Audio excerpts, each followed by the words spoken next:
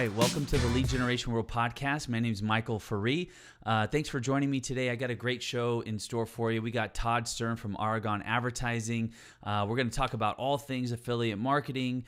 We're going to talk about insurance lead gen. We're going to talk about calls in the insurance space. So if you're an insurance professional, stick around and listen in. It'll be good stuff. And if you're just a general lead gen pro, stick around. Hopefully you'll enjoy it as well. Before we get started, though, we've got Lead Generation Week coming up, Memorial Week. In fact, Memorial Day, we've got 2 sessions planned, really, really great. We've got our keynote that you're not going to want to miss, so you can stick around for about 45 minutes. We've got Trevor Moad, who worked with Russell Wilson, works with a bunch of pro athletes and teams about thinking strategies, either being positive and the effects of negative thinking. It's just a really good keynote that I think is timely, and it's not lead gen, but it's really, really important to everyone that runs their own business, that has a team, and is looking to grow. So you don't want to miss that. Then throughout the rest of the week, we've got 2 to 4 sessions every day. They're going to stream live right into your desktop app or your mobile app. We're also going to record them, so if you miss it, you can watch it back later. Even more importantly, we've got over 150 people already in the app, and they're networking, they're connecting, they're active in the different forums. So get on there. We try to make it affordable for everybody to join. Get on there and get active. It's I think you'll find it beneficial. So I hope to see you on there. But otherwise, let's go ahead and bring Todd in and start talking a little shop. All right. Welcome, everyone, to the Lead Generation World Podcast. My name is Michael Faree. I've got Todd Stearn here from Aragon Advertising. He's the CEO and founder. Welcome, Todd. Thank you. Nice to be here. Yeah, thanks for joining. It's good to connect with.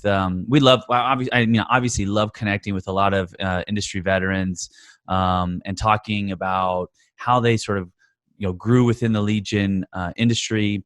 And I wanted to sort of find out more about you. And obviously, we want to get into Aragon Advertising. You got some really cool things going on there, but first, you came out of college with a communications major, right? And got into what, PR and advertising? Is that what sort of led you into the lead gen space initially? Yeah, I was actually interested in advertising when I was 16, and I took a subliminal advertising class at a summer program. And since then, it was always of interest. And then when I graduated college with a degree in advertising, I ended up at an affiliate network, which at the time was not something they taught about in college classes. So it was like I was expecting to jump into traditional ad world, and I ended up in digital performance marketing, working on CPA and CPL campaigns. It was not something I was entirely prepared for. So you were you get into digital media advertising, directly out of college. Was that, you said that was sort of intent? You had the intent to get into that industry, right? I mean, that was something that you were looking to do. Yeah, I always had a lot of interest in digital advertising and advertising generally. I was focused on becoming an account strategist, very much in the Mad Men sense of the word. Ultimately, where I landed is a digital performance marketing agency. It was called Epic Advertising. It was one of the largest affiliate networks when it was around, and it introduced me to how huge the online marketing world is. Yeah. So what were your main responsibilities there? Were you, running sort of day-to-day media campaigns, or what was it? I came on board as an affiliate manager, and my responsibility was to recruit and manage affiliates to promote offers that the Epic Network had available from a cadre of different types of advertisers, largely in the Nutra space, but also lead gen, software, and a couple of other areas of focus that the company did very well with. Yeah. So, well, first of all, the affiliate sort of space and that responsibility is kind of crazy, right? I mean, you're dealing with a lot of, different specialists and different affiliates, and trying to manage lead quality, traffic quality, and all that sort of stuff can be, quite a challenge. How did you, what was that sort of learning curve like for you?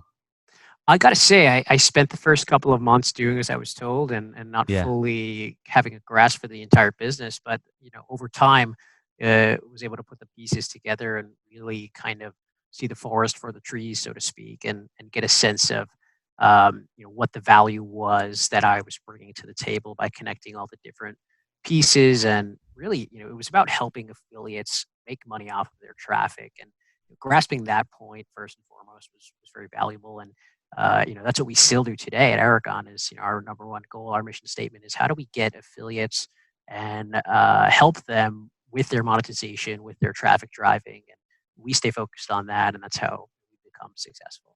Yeah. So that was, 10 years ago, and you were at Epic for maybe like a year and a half or so. Is that right?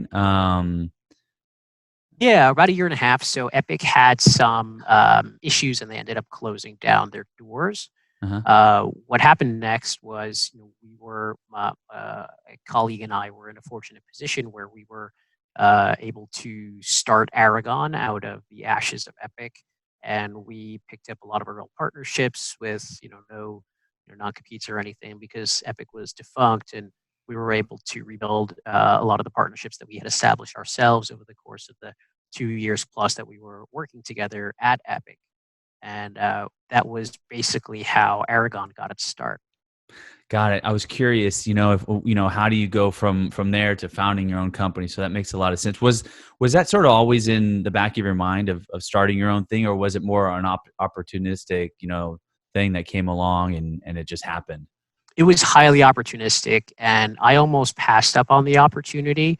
My co-founder was very adamant about it, and for me, I had spent at this point almost 2 years in the affiliate space, and at that time, this was 8 years ago. It's a much different affiliate landscape than it is today. These days, every top brand in the world has an affiliate program. Back then, it was little more than a curse word to run affiliate traffic.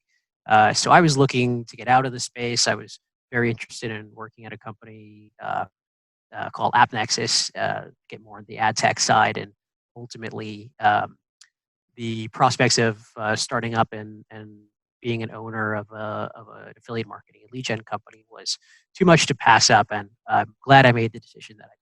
Yeah. So what's changed? I mean, has anything changed sort of in the affiliate marketing sort of world, or is it all, um, you know, sort of at business as usual, same mechanics, same individuals? What's it like from 10 years at Epic, at Epic 10 years ago to now? Oh, it's changed dramatically, and you know, I really do find that the acceptance of what we do in the affiliate world has become so much higher than it used to be. So, for instance, we used to go to advertisers and position our services as performance marketing, as direct response, as Facebook advertising through third-party vendors, things of that nature. And ultimately, we got to a point now where it is very prevalent to run affiliate programs, and it's no longer that level of a dirty word, so to speak. It's seen as a channel that is it by its nature cross channel, because an affiliate can be creating their own content and promoting that content across all different types of media, whether that's social or search or email. But ultimately, the delivery is you're paying out a third party on a commission for delivering a certain action. And that's a very big value prospect for advertisers. More and more brands are looking at the affiliate and performance based model across the board. I see companies like that typical native ad agencies and Facebook agencies that no longer charge percentage of spend. They're going full commission based models now just because the advertisers are all looking for this low risk sort of business model. And in a lot of cases, these agencies could even make more money than charging a percentage of spend. So it seems like the entire business is really shifting towards performance basis. And that fits really well with our strengths as affiliate marketers. Yeah, it's interesting because 10 years ago, or well, 14 years ago, when I was on the lead buy sort of side, on the brand side, the word affiliate marketing had a bad connotation to it. And back then it was because I think it was just a lack of transparency. Yeah. And there was a risk of not really knowing or understanding what was going on with your brand, how it was being used, or whether traffic was coming from. Were there other things that sort of gave it sort of a bad name, and not only that, what's sort of been the resolution or the evolution of how it's sort of recovered and become more acceptable? It's a great question. Yeah, we've. I would definitely agree with that. And transparency, lack thereof, was a huge problem that the industry faced for a very long time. And then slowly, the technology platforms came in. They created an open environment. Companies like Impact Radius, Partnerize, and they basically, and Commission Junction, of course, would be a good example. They basically provided this clear, one-to-one relationship where they're just uh, the, uh, the pipes in between, and they're providing full transparency and visibility into all placements, and it made it a lot cleaner for advertisers, a lot more trustworthy. So that I think has fed down into businesses that come from uh, what historically our background is in the sub affiliate network business from like 2010, which now what we do whenever we work with a new client, transparency is the first thing we bring to the table. It's really important, especially in the pay per call space with pending litigation issues with TCPA violations, that we know exactly where every single call and lead is coming from, and we're able to vouch for the veracity of that call or lead.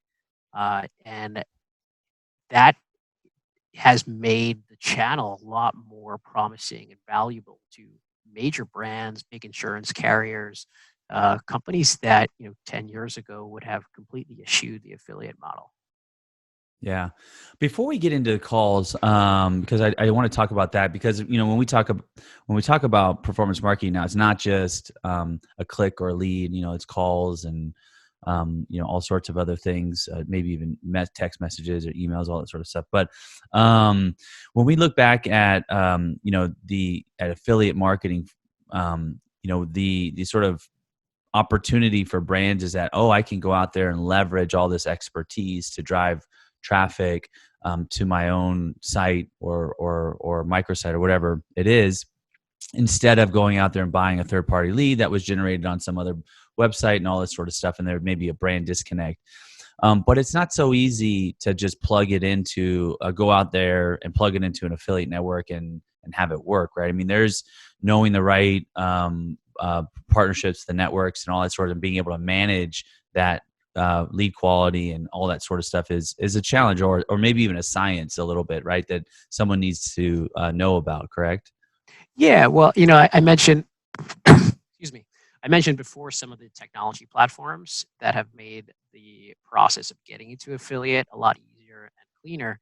But the supplement or the complement to that is you do really need a level of expertise and handholding to navigate this space, and managed service companies like what essentially Aragon is, where we take your brand and we position it with the proper affiliates who we've done the vetting on, and we can look into the lead quality, understand the value of the KPIs that we're delivering on a per source basis, and if that doesn't come easy.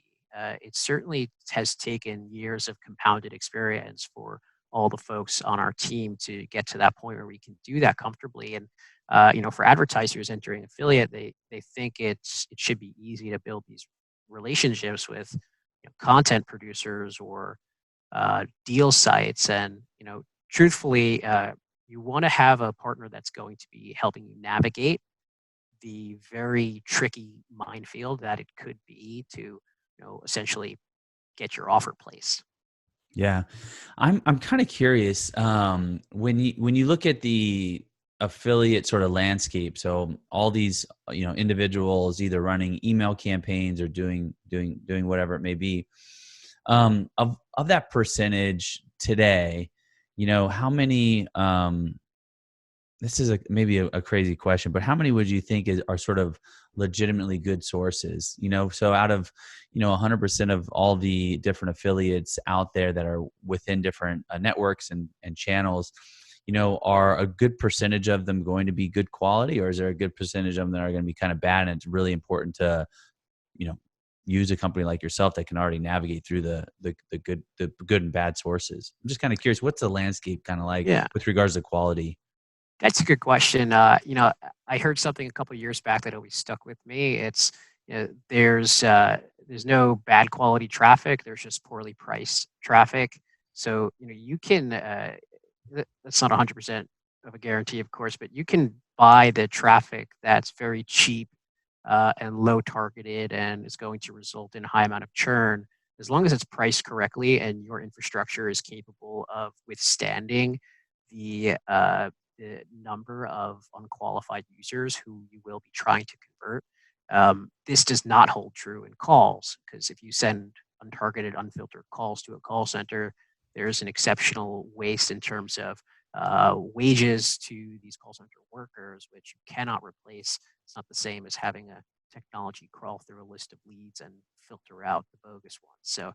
Um, so that's what I would say. I mean, you have you know, 2 dozen or so primary traffic channels that are all somewhat valuable to each brand, whether it's POPs traffic, push, SMS, Facebook, Google, and so on. There's just how do you really have an individualized strategy for each one? That definitely takes time and expertise. Yeah. So you mentioned, at least at Epic, you mentioned nutritional, campaigns and all those sorts of things. What verticals or industries are you guys sort of focused on today? Yeah, so that is not an area we really kept working on when we started Aragon. It was always Yeah. something that seemed a little bit disingenuous in the way it was promoted. We Yeah. shifted our focus to lead generation for insurance, financial services companies. We focused a lot on software. These are largely browser extensions, mobile apps, and pay per call. It was really an area where we've developed very, very significant growth in, and we have very satisfied customers and a strong reputation in. And that was when we started. It was a medium that had it was still relatively young and immature, and things have changed dramatically in the 5 years that we've been doing it. We try to have diversity, and I think that's important, especially now when you see all these changes happening in the world and traditional business models people were relying on are suddenly up in smoke. We're very reliant and grateful for the level of diversity at Aragon. It's kind of given us the cushion needed to withstand Yeah. what has been for a lot of folks a difficult transition. But you guys focus on the insurance industries, right? Oh yeah, for sure. Yeah. And one of those things with the insurance that insurance brands and lead buyers over the last, I don't know, maybe 5 or 6 years, maybe less, somewhere around there, have been moving towards leads to calls and sometimes even clicks, as from what I've seen. So you guys are starting to focus on that as well. So let's talk a little bit more about calls. So you guys are now, you have a product called Lead Squad, right? That sort of focuses on the marketplace for calls, right? Yeah, exactly. Yeah, so Lead Squad is an extension of our primary Aragon advertising affiliate network. And Lead Squad is a technology platform that was built for retail insurance agents where they can create their accounts, set call criteria for targeting purposes, and what kind of callers they're looking for, and what kind of policies they can sell. They'll fund their accounts, and they'll start to receive inbound phone calls from consumers that are fed through our ad network and our affiliate placements. All the calls are matched based on a proprietary algorithm that we created. And we have a ping post set up on all of our call distribution and our call buying so that when we integrate with a publisher, we are not taking all the calls that they have and risking dropping some through a static line. It's completely dynamic. We'll take only the calls that we have a home for. and will ping response negative any calls that we do not have a home for, which will for the sophisticated publishers we've been partnering with, it's really been a success for them that they can reroute those calls to buyers who have the appropriate a more appropriate buyer for it. And what we've seen is that the conversion rates have been incredibly high. We're talking higher than 50% for most of the calls. It's been very strong for a lot of our publishers, and we have been building this out primarily in the auto insurance vertical so far, where we've seen a lot of success. The insurance agents that we're working with have been uh, growing their business with us, and it's showing to be a resilient model. Yeah. I mean, I've seen, I don't know, I think it's relatively specific to insurance, but it can be applied across many different verticals. But insurance, the dynamics of an agency owner or especially the mid-level small guys are doing wearing a lot of hats and struggle with, getting a lead and calling or doing the outbound dialing, Yeah. doing the outbound lead management stuff. So this really, if I can get the call, cuts out a lot of that stuff and seems to be a really good product for them to be able to, take leads and be able to manage them appropriately to some extent. Yeah, and that was really the foundational idea behind Lead Squad. It's that there are a lot of businesses that can provide insurance agents with a list of leads that they should call down and try to convert. And in most cases, they're providing it to three or four other agents and you. So how do you really find a model that is more geared towards providing an agent with a qualified customer? With less of a burdensome approach than making sure that they have to quickly and effectively call down, in some cases, you know competing with multiple folks in order to get the same deal. So Yeah. So calls obviously have their own set of challenges.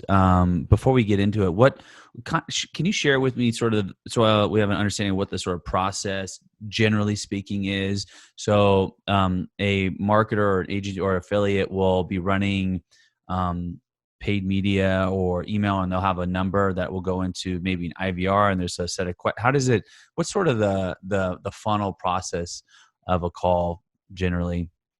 yeah, so generally speaking, it's a phone number that's excuse me, that's placed on a publisher's website or that's placed in a Google call ad.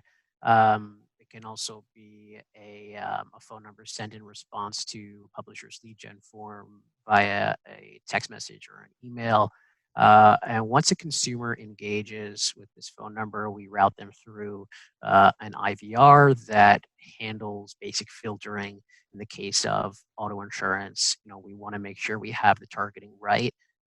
We want to make sure that we know what carrier they're currently insured with, so we route them to an agent that can provide them with a comparable option and not the same service that they already have. And then once we have this information, we'll send it through to one of the buyers available in our buyer pool, uh, given availability, given the batch of the filtering, Mhm. and ultimately what's going to yield the publisher the highest value for that call. How do you feel about the consumer experience through the process? I mean, you think it's a good one, can be improved? Like what just kind of your general sense on the evolution of sort of the process now of capturing calls and filtering and distributing them? I think it can be improved, and that's something that we work on a lot. For instance, people dial a phone number that, in a lot of ways, is presented to a consumer in a generic fashion. Save now on auto insurance, call this number, which is high converting, but it's also, for the consumer experience. Sometimes they get to an agent and they will talk to the agent about the ad that they saw, and the agent will not really have any idea in a lot of cases, because of the way the infrastructure is, that they don't want to have to deal with it, they don't need to deal with it, and then if there could be a disconnect where traditionally small town retail agents, they want to build partnerships with people, and this first call is incredibly important to building this relationship with a potential customer. So it can be improved if the experience from the ad to the IVR and ultimately to the first words of the conversation are consistent and are all about driving value, which is hard to do, and we tweak that constantly. Yeah, what's your idea on how to sort of improve that? I mean, is it um obviously this is a call. There's not a digital transmission of a lead or data. Well, maybe there is, maybe there isn't. I don't know. But passing along the information of where that lead was generated seems to be probably the difficult challenge to overcome with at least transferring a call. Do you think there's a solution for that? I mean, It's a lot of it is really agent training, yeah, and we rely on our agents to create, in those first few seconds of that call, an environment which bridges the gap between the the lead that was how the lead of the call was generated, and what the expectations of each party are. Other than that, we've tried IVR alterations, which prepare folks a little bit differently for who's going to answer and what they're going to say. It's very important that we keep focused on the conversion rate, however, so it's kind of a double-edged sword between providing that valuable customer experience and making sure that the publisher is receiving the highest yield from sending the call to the lead squad buyer. yeah. Which at its core is the challenge for all lead generators, no matter what, Yeah, that's is true. like, that it's that economies of conversion, even if it's a landing page, do I add that one additional form, but that's going to, or that question, or, it's always that paradigm of figuring out Yeah. what can I add to improve intent, but not decrease conversions, on Yeah. page and all that sort of stuff. Yeah, and we do also, we have, depending on the agent, we're able to post them the data lead as well, which does help.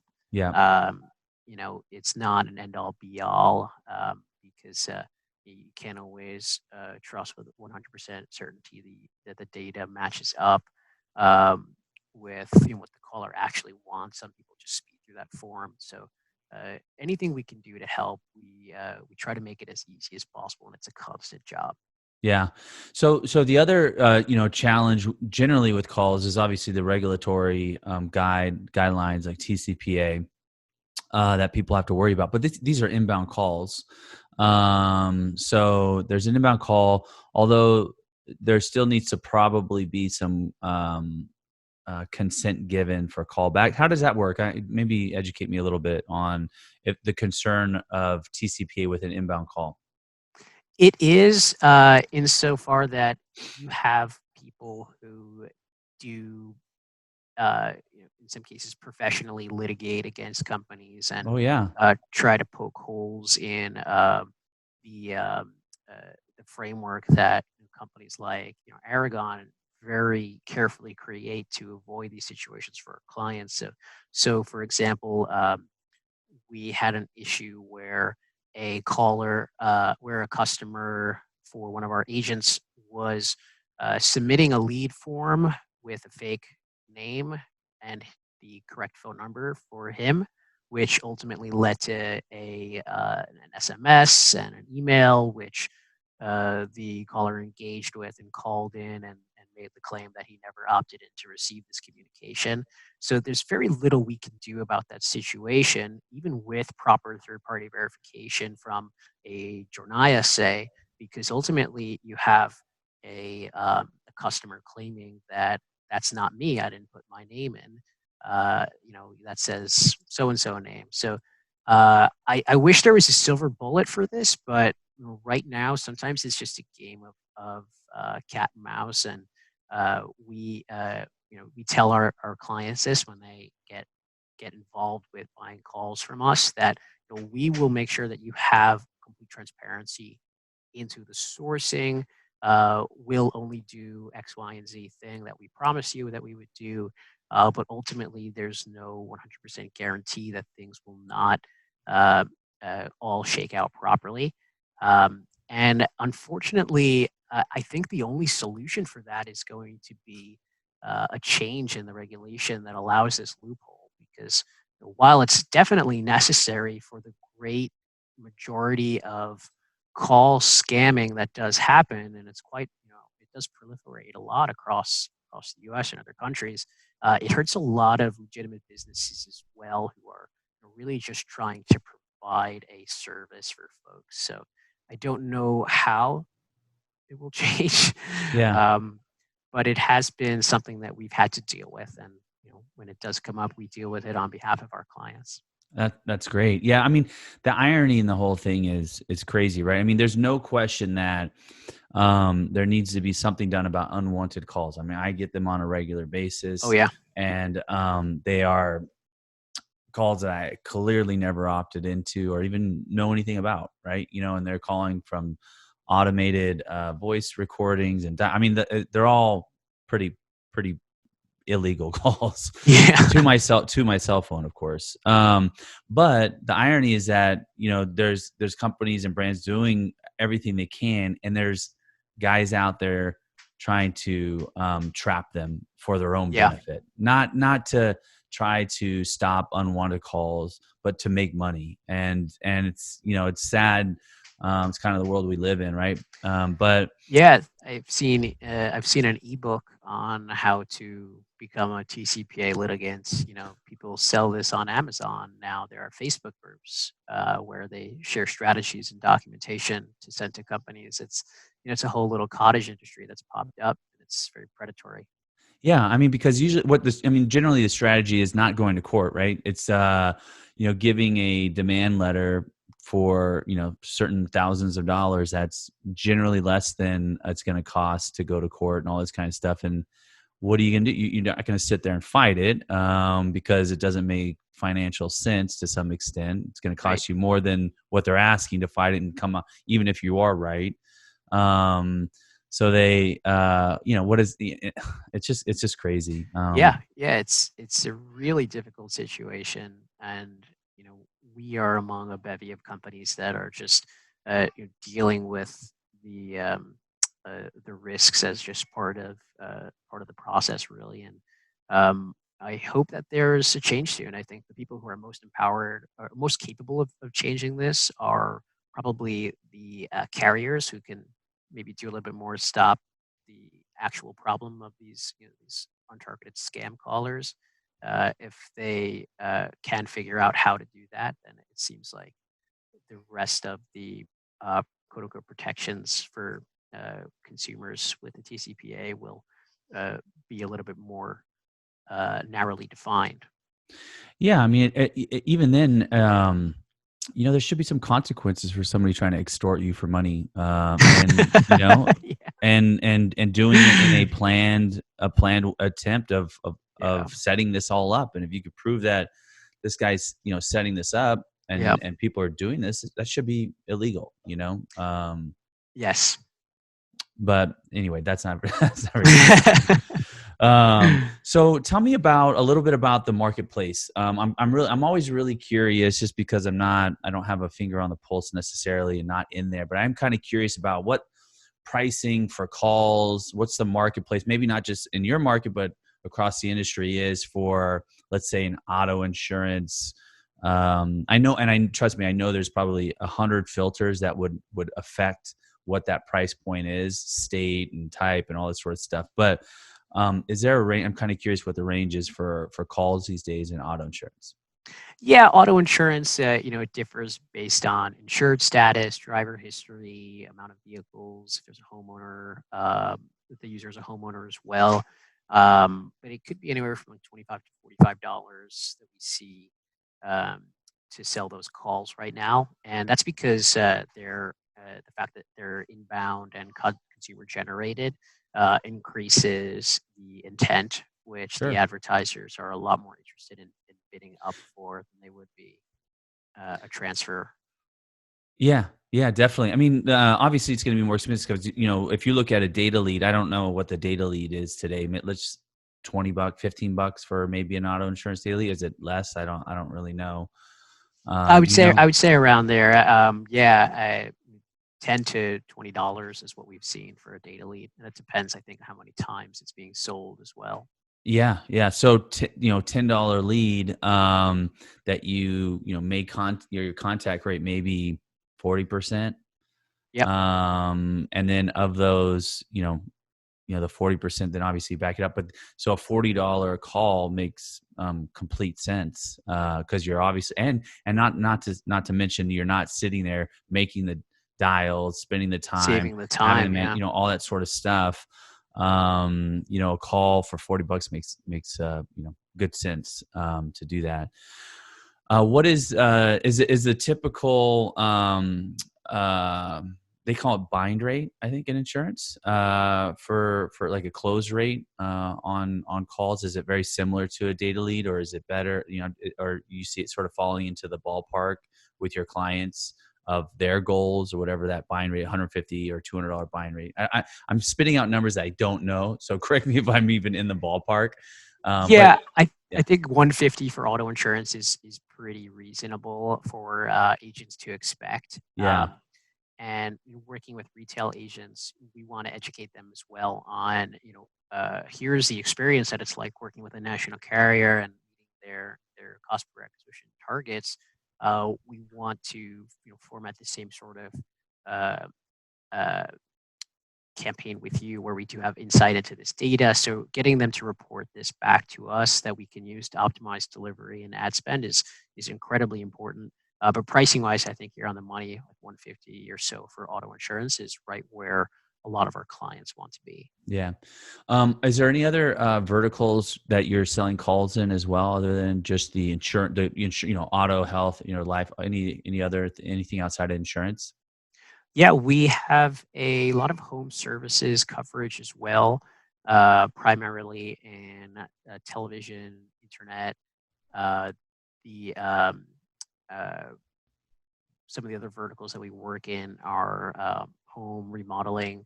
Uh, we have some financial products we work with, credit repair, debt consolidation, and flower delivery. We have a gold IRA investment product now we're doing business with. The field has actually diversified quite a bit, and I think that's because a lot of companies are seeing the value in calls as a little bit better for their investment once they figure out the back end kinks when it comes to uh, you having the staff in place to field the calls for new business, as well as a lot of cases they're used to just doing customer service calls in their call center. So that's an adjustment. But once they get that figured out, they're very excited about the return on investment that comes through. Yeah. So, a couple questions before we wrap it up. But I'm curious to know, from your point of view, especially with the affiliate space and the cost per acquisition, cost per click, cost per call, what the effects of this whole quarantine and COVID-19 epidemic, or pandemic, has sort of had on volume, costs, just sort of the general marketplace out there. Has it had any effect? Has volume gone up? Cost gone down? Has cost gone? What has anything been affected at all?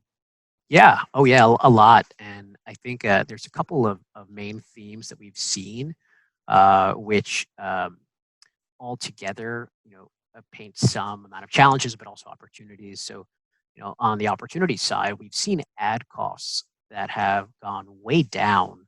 And we attribute this to a mix of more inventory from people who are at home on their devices more, as well as pullback of major brands from a lot of their ad spend on major platforms like Facebook and Google and display. When once they get back into the fray a little bit more aggressively like they used to, then those ad costs will rise again. But in the meantime, it does present an opportunity for direct response marketers. And in our case, particularly with verticals like insurance, we've seen skyrocketing interest in, for instance, life insurance, final expense, auto insurance, and Medicare are all doing well volume wise because of people who are at home. They are still shopping. Maybe they have a little bit more time to find the right deal that they're looking for, or in the case of health and life insurance, they are thinking about, not to be morose, but everyone's thinking about their mortality right now, and it's really important that people feel safe and secure. And we've seen insurances do very well. We haven't seen the same with financial services, for instance. We've seen more of a decline there. We think that. Um, more people should be looking at ways to get out of their debt at a time when employment is rising, but it seems like that hasn't reflected in our numbers yet, and I feel like we're kind of in waves with the coronavirus in terms of its economic impact. So that's what we're seeing now. I think it could change in the next couple of weeks too, as people just settle into new routines a little bit more. So yeah. Yeah, no, that's good. That's great insight. So anybody that wants to learn more about Lead Squad, the marketplace, Aragon advertising, what do you recommend they do? Is it simply as just going to the website? Yeah, go to leadsquad.com. That's lead-squad.com. And from there, you'll find contact information for our team and a sign up form if you're an insurance agent or otherwise a lead buyer and would like to get plugged into our Ping Post system. Otherwise, feel free to add me on LinkedIn. Awesome. Well, I appreciate it. I appreciate you joining. It's always fun talking a little shop and hearing about, your different point of view of what you're seeing out there. And I always, locked in, we're all locked in our homes now. So it's always great Yeah. to, hear what other people are seeing out there in the industry. And I appreciate you sharing everything about Lead Squad. Really cool stuff. Hopefully we'll be able to maybe catch up again, maybe in a few months, and see how everything's going, how it's developing, and go from there. But yeah, I appreciate you joining the show, Todd. Thank you, Michael. It's been great to be on.